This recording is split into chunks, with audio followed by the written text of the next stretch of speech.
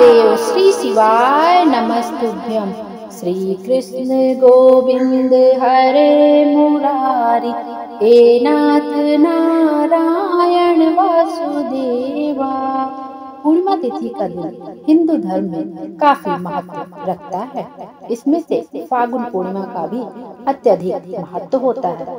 फागुन पूर्णिमा के दिन भगवान विष्णु और माता लक्ष्मी की विधिवत पूजा करने के बाद शाम को चंद्रमा को अर्घ्य देकर उसके बाद व्रत का पारण किया जाता है। इस बार पूर्णिमा तिथि को लेकर बहुत ही ज्यादा संशय था कि पूर्णिमा तिथि का व्रत 13 मार्च को रखा जाएगा या 14 मार्च को रखा जाएगा। तो पूर्णिमा तिथि इस बार 2 दिन है, 13 मार्च को भी है और 14 मार्च को भी है। पूर्णिमा का जो व्रत रखा जाएगा वो 13 मार्च को रखा जाएगा और स्नान दान करने का जो शुभ मुहूर्त है वो 14 मार्च को है। आइए अब पूर्णिमा तिथि में पूजन वगैरह करने के बाद हम पूर्णिमा व्रत कथा को भी अवश्य श्रवण करना चाहिए। अब पूर्णिमा की व्रत कथा का श्रवण करते हैं। द्वापर युग में एक समय की बात है कि यशोदा जी ने कृष्ण भगवान से कहा, हे कृष्ण, तुम सारे संसार के उत्पन्न करता, पोषण तथा उसके संहार करता हो। आज कोई ऐसा व्रत मुझसे कहो जिसके करने से मृत्यु लोक में स्त्रियों को विधवा होने का भय न रहे तथा यह व्रत सभी मनुष्यों की मनोकामना पूर्ण करने वाला हो। श्री कृष्ण कहने लगे, हे माता, आपने अति सुंदर प्रश्न किया है। मैं आपसे ऐसे ही व्रत को सविस्तार कहता हूँ। सौभाग्य की प्राप्ति के लिए स्त्रियों को द्वादश अर्थात 32 पूर्णिमाओं का व्रत करना चाहिए। इस व्रत को करने से स्त्रियों को सौभाग्य संपत्ति मिलती है। यह व्रत अचल सौभाग्य को देने वाला और भगवान शंकर के प्रति मनुष्य मात्र की भक्ति को बढ़ाने वाला है। यशोदा जी कहने लगी, हे कृष्ण, सर्वप्रथम इस व्रत को मृत्यु लोक में किसने किया था, इसके विषय में विस्तार पूर्वक मुझसे कहो। श्री कृष्ण जी कहने लगे कि इस भूमंडल पर एक अत्यंत प्रसिद्ध राजा चंद्रहास से पालित अनेक प्रकार के रत्नों से परिपूर्ण कातिका नाम की एक नगरी थी।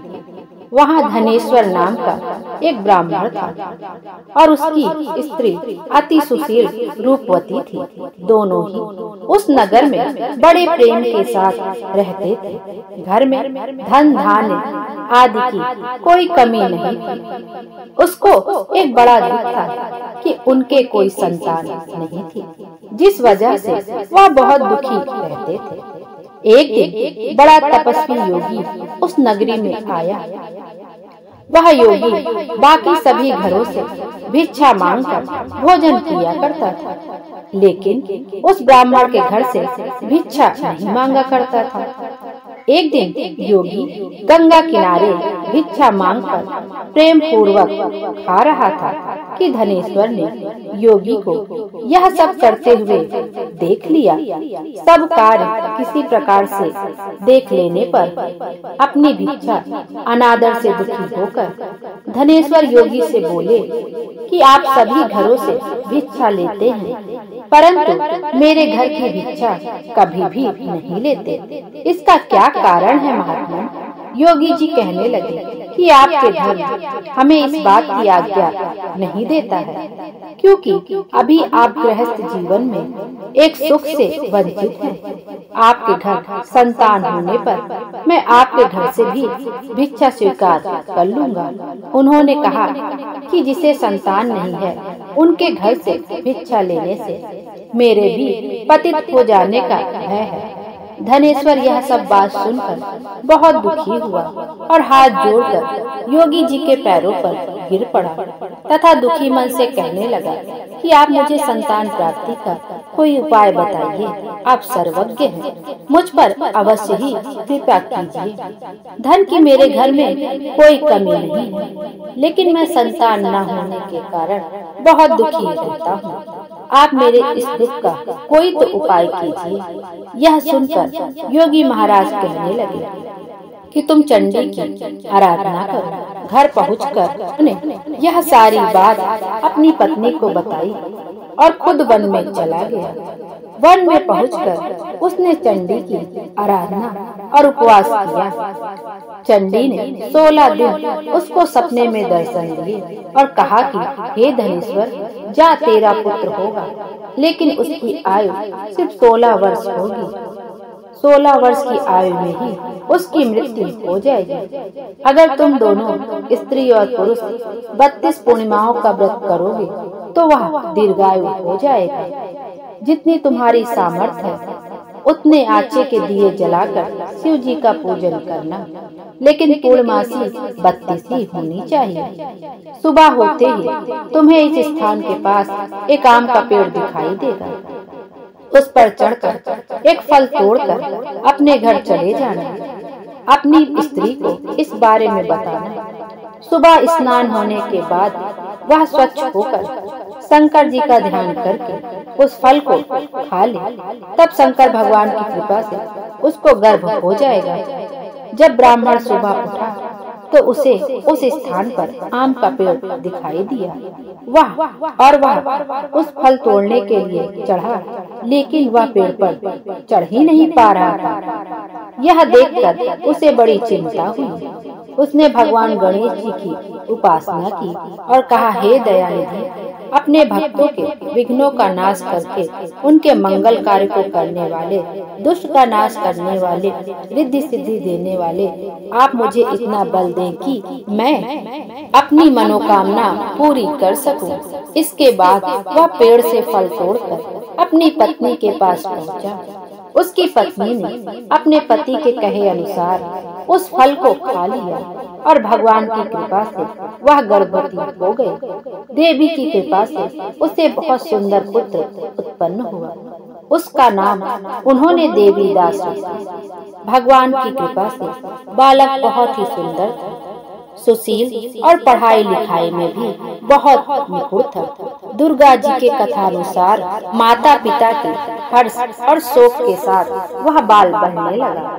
भगवान की कृपा से बालक बहुत ही सुंदर था, सुशील और पढ़ाई लिखाई में भी बहुत ही निपुण था।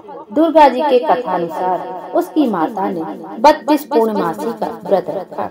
जैसे ही 16वां वर्ष लगा, दोनों पति पत्नी बहुत दुखी हुए, कहीं उनके पुत्र की मृत्यु न हो जाए। उन्होंने सोचा कि अगर उनके सामने यह सब हुआ तो वह कैसे देख पाएंगे। तभी उन्होंने देवीदास के मामा को बुलाया और 1 वर्ष के लिए देवीदास को काशी में पढ़ने के लिए भेज दिया। 1 वर्ष के बाद उसे वापस लेकर आना। देवीदास अपने माता के साथ, अपने मामा के साथ एक घोड़े पर सवार होकर चल दिया। उसके मामा को भी यह बात पता नहीं था। दोनों पति पत्नी 32 पूर्णमासी का व्रत पूरा किया। दूसरी तरफ मामा और भांजा दोनों रात गुजारने के लिए रास्ते में एक गांव में रुके। उस दिन उस गांव में ब्राह्मण की कन्या का विवाह होने वाला था। जिस धर्मशाला में वर और बारात के बाकी लोग रुके हुए थे, उसी धर्मशाला में देवीदास और उसका मामा ठहर गए। उधर कन्या को तेल आदि चढ़ाने के बाद जब लग्न का समय आया तो वर की तबीयत खराब हो गई। वर के पिता ने अपने परिवार वालों से विचार विमर्श करके कहा कि यह देवीदास मेरे पुत्र जैसा ही है, मैं इसके साथ लगन करा दूं और बाद में बाकी सारे काम मेरे बेटे के साथ पूरे हो जाएंगे। ऐसा कहने के बाद वर के पिता देवीदास को मांगने के लिए उसके मामा के पास गए और उन्होंने सारी बात बताई। मामा ने कहा कि कन्यादान में जो कुछ भी मिलेगा वह हमें दे दिया जाए। वर के पिता ने बात स्वीकार कर ली। इसके बाद देवीदास का विवाह कन्या के साथ संपन्न हो गया। इसके बाद वह अपनी पत्नी के साथ भोजन न कर सका और मन में विचार करने लगा कि न जाने यह किसकी पत्नी होगी। यह सोचकर उसकी आंखों में आंसू आ गए। तब वधू ने पूछा कि क्या बात है, आप उदास क्यों हैं? तब उसने सारी बातें अपनी पत्नी को बता दी। तब कन्या कहने लगी, यह ब्रह्म विवाद के विपरीत है। आप ही मेरे पति हैं, मैं आपकी ही पत्नी रहूंगी, किसी अन्य की कभी नहीं।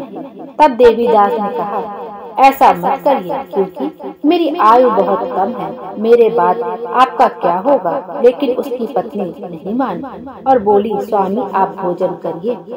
दोनों रात में सोने के लिए चले गए। सुबह देवीदास ने पत्नी को 4 नगों से जड़ी एक अंगूठी दी और एक रुमाल दिया और बोला कि हे प्रिय, इसे लो और संकेत समझकर स्थिर चित्त हो जाओ।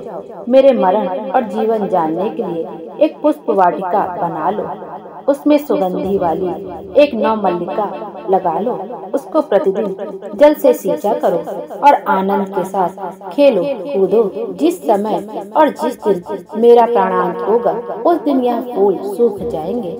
जब यह फिर से हरे हो जाए तो जान लेना मैं जीवित हूँ। यह समझाकर वह वहाँ से चला गया। इसके बाद जब वर और बाकी बाराती मंडप में आए तो कन्या ने उसे देखकर कहा कि ये मेरा पति नहीं है, मेरे पति वह हैं जिनके साथ रात में विवाह हुआ है। इसके साथ मेरा विवाह नहीं हुआ है। अगर यह वही है तो यह बताए कि मैंने इसको क्या दिया है। साथ ही कन्यादान के समय को आभूषण मिले हैं उन्हें दिखाए। कन्या की ये सारी बातें सुनकर वह कहने लगा कि मैं यह सब नहीं जानता। इसके बाद सारी बारात भी अपमानित होकर लौट गई। भगवान कृष्ण बोले, हे माता, इस प्रकार देवीदास काशी चला गया। कुछ समय जब बीत गया तो एक सर्प उसको डसने के लिए वहां आया, लेकिन वह उसको काट नहीं पाया क्योंकि उसकी माता ने पहले ही 32 पूर्णिमा का व्रत कर लिए थे। इसके बाद खुद काल वहां पहुंचा। भगवान की कृपा से तभी वहां माता पार्वती और भगवान गणेश आ गए।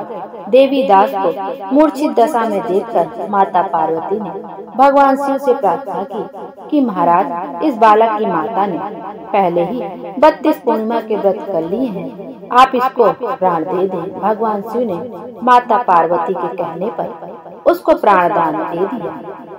उधर उसकी पत्नी उसके आने की प्रतीक्षा कर रही थी। उसकी पत्नी ने जाकर देखा कि पुष्प और पत्र दोनों ही नहीं है, तो उसको बहुत आश्चर्य हुआ। जब उसने देखा कि पुष्प वाटिका फिर से हरी हो गई है तो वह समझ गई कि उसका पति जिंदा हो गया है।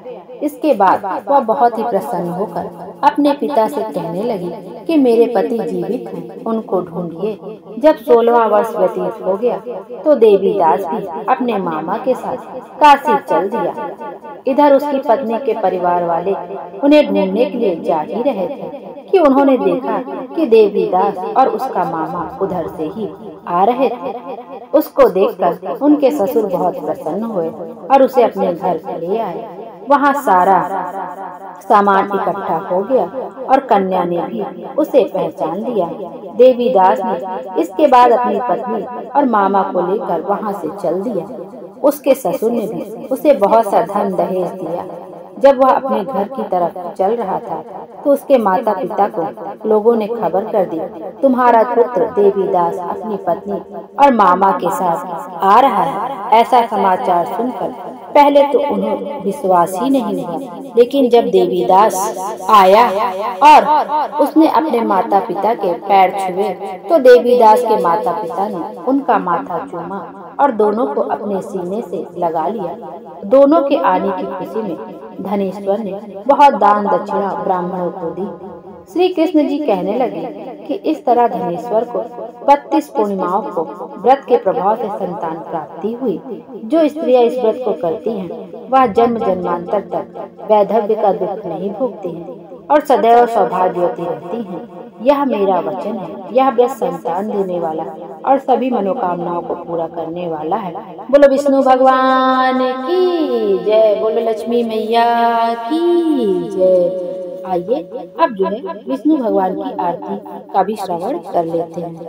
ओम जय जगदीश हरे स्वामी, जय जगदीश हरे।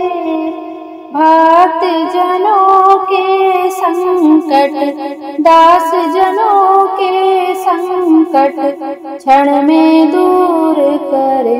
ओम जय जगदीश हरे। मात पिता तुम मेरे, शरण गहूँ मैं किसकी। स्वामी शरण गहूँ मैं किसकी, तुम बिन और आस करूं मैं किसकी। ओम जय जगदीश हरे। जो ध्यावे फल पावे, दुख बिन से मन का। सुख संपत्ति घर आवे, कष्ट मिटे तन का। ओम जय जगदीश हरे। तुम पूरन परमात्मा, तुम अंतर्यामी। पार ब्रह्म परमेश्वर, तुम सबके स्वामी। ओम जय जगदीश हरे। तुम करुणा के सागर, तुम पालन करता। मैं सेवक तुम स्वामी, कृपा करो भरता। ओम जय जगदीश हरे। तुम हो एक अगोचर, सबके प्राणपति। किस विध मिलूं दया मैं, तुमको मैं कुमति। ओम जय जगदीश हरे। दीन बंधु दुख हरता, तुम रक्षक मेरे। करुणा हस्त बढ़ाओ, द्वार पड़ा मैं तेरे। ओम जय जगदीश हरे। विषय विकार मिटाओ, पाप हरो देवा। श्रद्धा भक्ति बढ़ाओ, संतन की सेवा। ओम जय जगदीश हरे। स्वामी जय जगदीश हरे। बोलो विष्णु भगवान की जय। आइए अब लक्ष्मी माता की भी आरती कर लेते हैं। पूर्णिमा के दिन लक्ष्मी माता की आरती करना बहुत ही शुभ माना जाता है। साथ में आपको पूर्णिमा के दिन माता लक्ष्मी को खीर का भोग अवश्य लगाना चाहिए। माता लक्ष्मी को खीर बहुत अधिक प्रिय होता है। यदि हम हर पूर्णिमा से माता लक्ष्मी को खीर का भोग लगाते हैं, दूध से बनी चीजों का भोग लगाते हैं, चाहे साबूदाने की खीर हो, चाहे मखाने की खीर, चावल की खीर, यदि हम दूध से बनी सामग्री खीर का भोग माता लक्ष्मी को हर पूर्णिमा पर लगाने लगते हैं, तो हमारे घर में कभी कोई क्लेश नहीं होता, कलह नहीं होता है और सब शुभ होता है, मंगल होता है, सब जीवन में अच्छा ही अच्छा होता है। आइए अब माँ लक्ष्मी की आरती का भी श्रवण कर लेते हैं। ओम जय लक्ष्मी माता मैया, जय लक्ष्मी माता। तुमको निस दिन सेवत हर विष्णु विधाता। ओम जय लक्ष्मी माता। ओम रमा ब्रह्माणी, तुम ही जग माता। सूर्य चंद्रमा ध्यावत, नारद ऋषि गाता। ओम जय लक्ष्मी माता। दुर्गा रूप निरंजन, सुख संपत्ति दाता। जो कोई तुमको ध्याता, रिद्धि सिद्धि धन पाता। ओम जय लक्ष्मी माता। तुम पाताल निवासी, तुम ही शुभ दाता। कर्म प्रभाव प्रकाशनी, भव निधि की त्राता। ओम जय लक्ष्मी माता। जिस घर में तुम रहती, सब सद्गुण आता। सब संभव हो जाता, मन नहीं घबराता। ओम जय लक्ष्मी माता। तुम बिन यज्ञ न होवे, वस्त्र न कोई पाता। खान पान का वैभव सब तुमसे आता। ओम जय लक्ष्मी माता। शुभ गुण मंदिर सुंदर, क्षीर दधी जाता। रत्न चतुर्दश तुम बिन कोई नहीं पाता। ओम जय लक्ष्मी माता।